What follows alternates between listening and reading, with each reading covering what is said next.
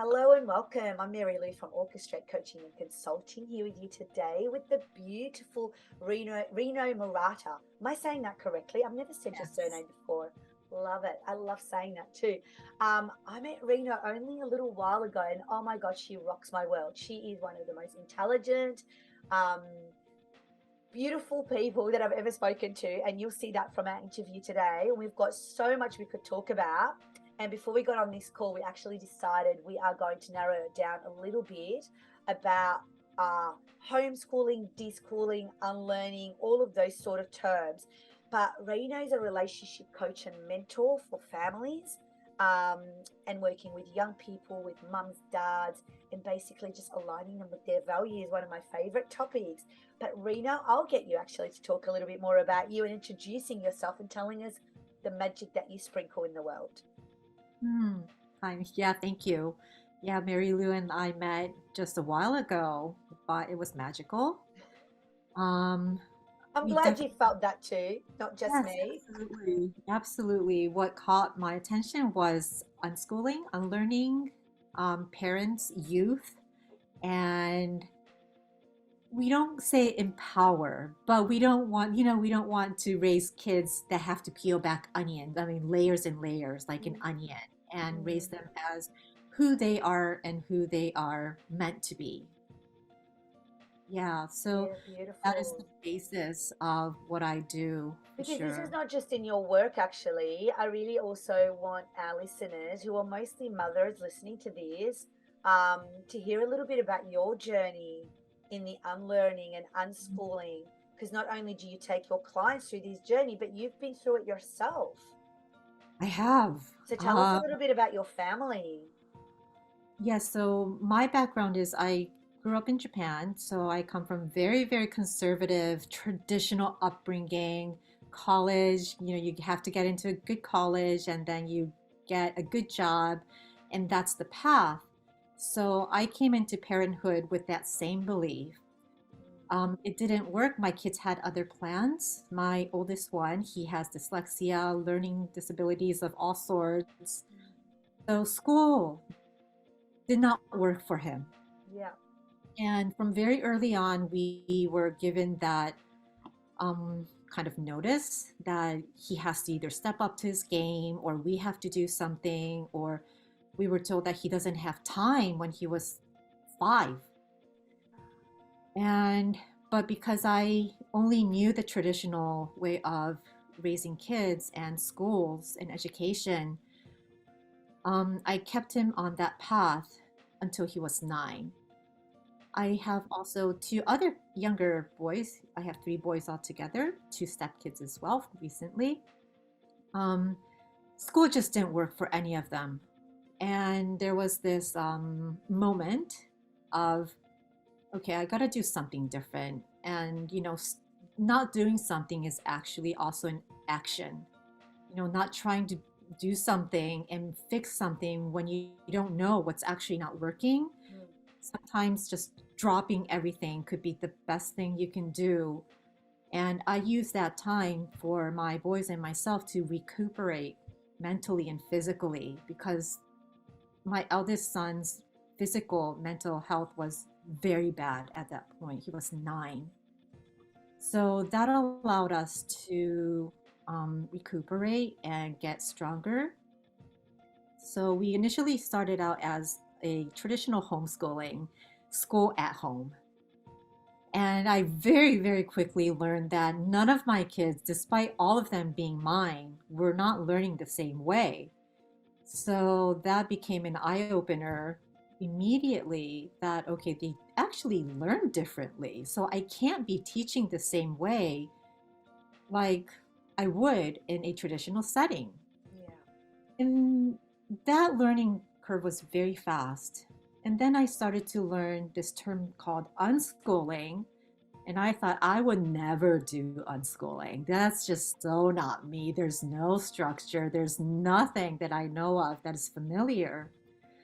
But the more I researched, it wasn't about chaos, it wasn't about our anarchy, it wasn't about giving up on parenting. It was being fully present with your child where they are at, what they are born to do, what they were born to do, what they came here to do, what their interests and strengths are.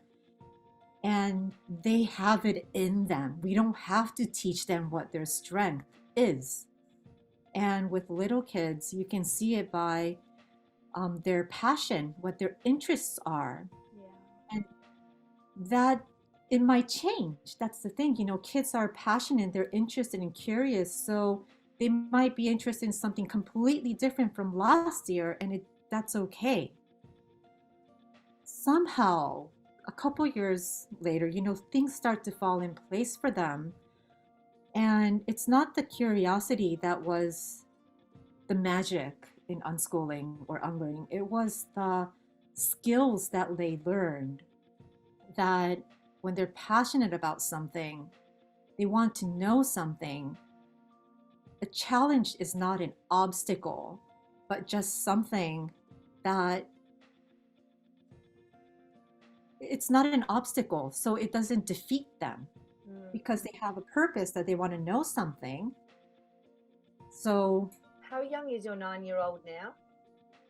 oh, my then 9-year old has just graduated high school. Wow. He's 17, he's almost 18 next week. So I did he never thought unschool or did he actually attend high school? he did. He did. Back then when he was 9, I thought, okay, this child would never graduate high school. And I came to terms with that. But he Yeah. did. And all of them went back to school by their choice. Fantastic. Yeah. Yeah. Oh, So unschooling, congratulations. You've got an thank adult you. coming. Yeah.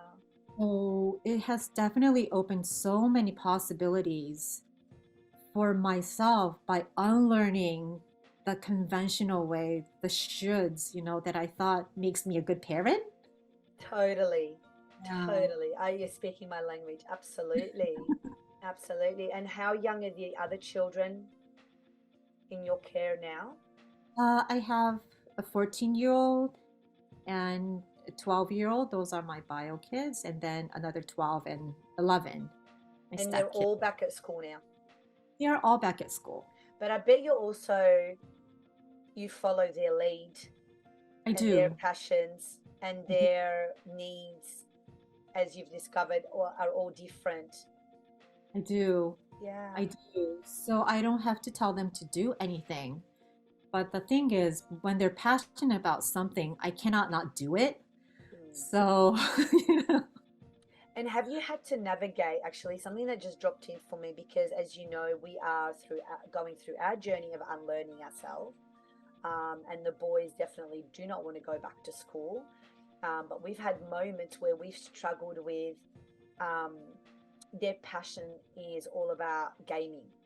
And I personally don't mind that. It's not so much that the passion is about gaming, but what that passion is then affecting their mind and how their behavior becomes, where they're actually not learning and gaining, but it is um, um, the way I kind of explain it sometimes, and with my experience and with my work and what I've done, it's almost like I compare it to someone who's coming off drugs, who's looking for a fix. And I kind of would love to compare a brain of a gamer and the brain of an addict looking for their next fix and just seeing whether the brain activities is the same, because that's what the behavior feels like. So rather than gaming and feeling happy, they're gaming and then they're getting angry and aggressive and losing sleep. So I just want to know, through your experience, um, have you faced that with your children, and how have you dealt with that? When it's that passion where they follow, because I'm with you. Who wants to get up and write about boring, I don't know, whatever, schools have given them books and writing to do, versus, like my youngest, when he was in grade 1, and I would say to him, can you put a Roblox game together for me and write out the characters and draw them? Oh my god, he would do pages and pages of that. Whereas if I said to him, can you go read that book and write this, and I'll give him questions, forget it, he didn't want to do it. So I totally get that.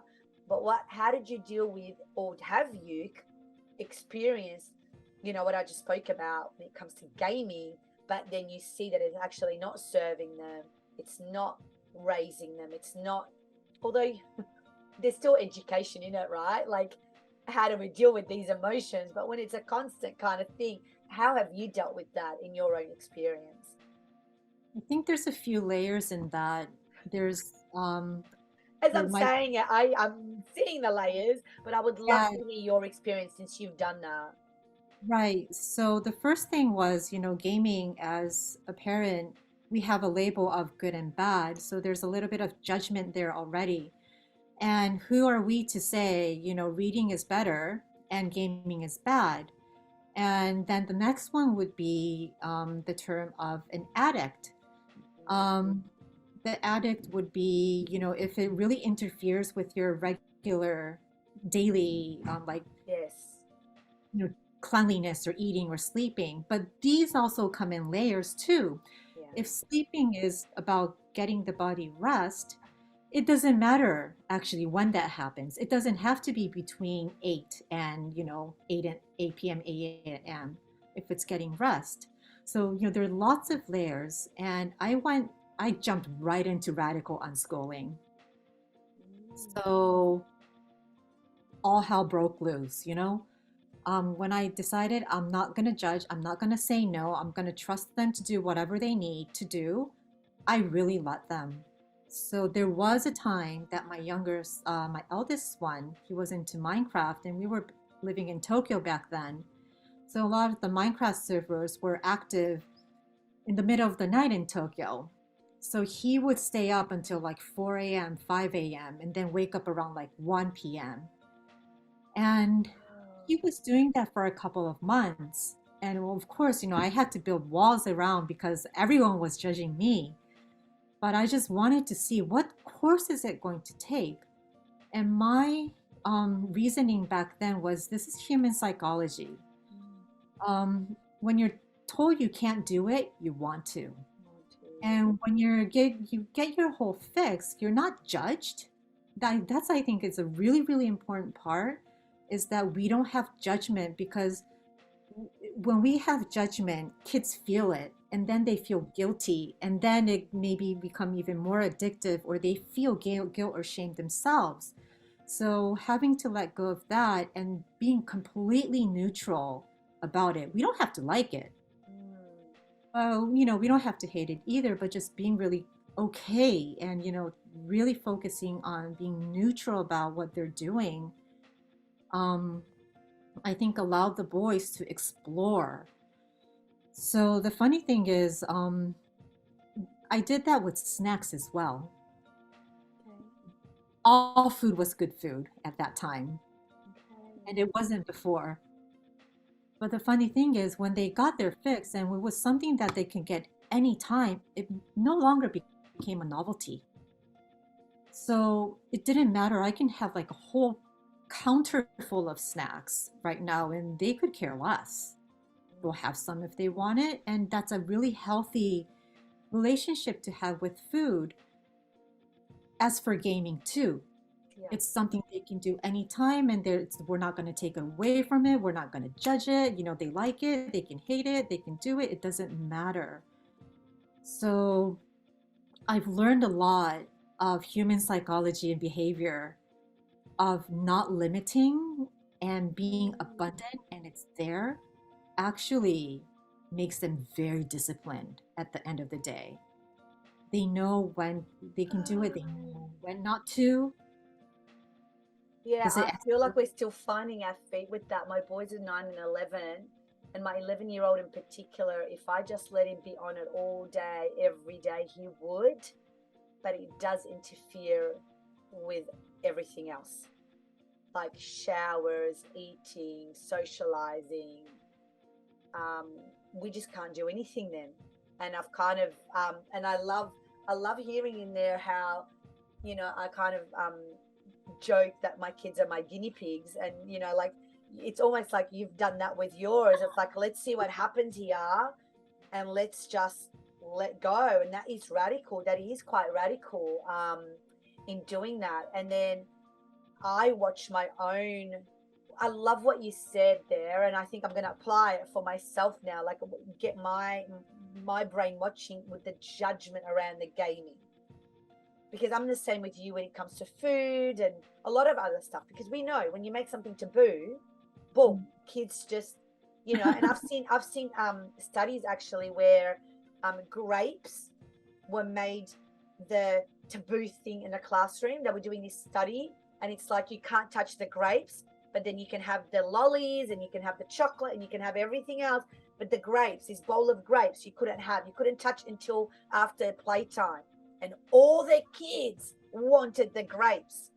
So it just goes to show it's not actually the grapes or the lollies. It's the Mm, behavior and the meaning around that, right. which was really fascinating. And that's kind of what I'm also hearing from you.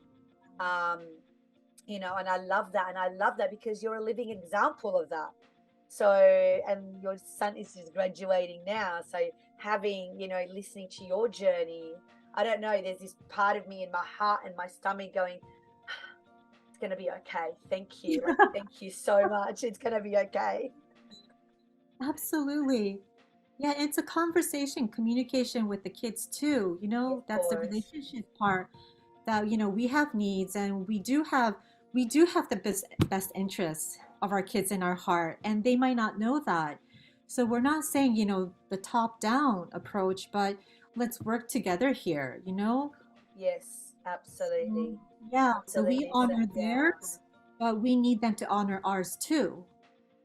It's a mutual thing. And I think that's what creates a beautiful, sustainable relationship between, in a family. Yes, a Yeah. hundred percent. And I love that because this is what you bring into your work, isn't it? Yes. Yeah. Absolutely. So tell us Yeah. a little bit then about your work and how you transfer that into your work life. Right. So, the work I do is definitely my personal experience as a woman going through marriage and then divorce. There's a lot of cultural things. There's like my upbringing from my mother, all those things. I'm sure many of you can relate, but it has to work for you too. You Hmm. know, I was a good girl and I wanted to please, I wanted to meet expectations and I wanted to be able to, I wanted people to be proud about me, my husband, my mom, and people think that I have it all together in exchange of my own happiness. And that was the most difficult thing to do, was to accept I want to be happy too. That was hard, and I What a, decided yeah, to, yeah. So that, marriage is difficult, but it takes two. It definitely takes two. yeah, So, when you're in that moment of what should I do? Should I stay or should I leave? Um, as moms, we think about everyone else and we tend to put ourselves at the very end and we want to be able to live with that. But at the end of the day, I don't think it's doing anyone any favors, yeah, not even your kids. And getting really clear and understanding who you are, what you want in a relationship will do wonders. It doesn't matter if you choose to stay or go, but being that peace and calm within yourself, that's where you want. That's what you want. yeah. So, that's what I do in the relationship coaching. And yeah, there's also a parenting component as well if some people choose to. Yeah. Beautiful. And a youth component. Yes, obviously, with the youth component, I'm all for the youth. Yeah. I'm siding with the youth. I'll make that really clear. Yeah, absolutely. Absolutely. They need that someone in their corner, definitely, because they don't understand the psychology, all of this. I just love how you bring your experiences with your children, your lived experience, and then with your knowledge and your education, and put it all together to be able to offer this into the world. Thank you so much. I feel like we could talk about so much for so long, but we are going to wrap it up here, and I will have for our viewers all the details that you can get in touch with Reno. Should you want to follow her and have further conversations with her about all of this. She is definitely a woman of so much wisdom, so much experience, and I'll definitely be talking to her about the unschooling aspects of things when I need help with that. Thank you so much, beautiful soul. Very Thank lovely. you, everyone.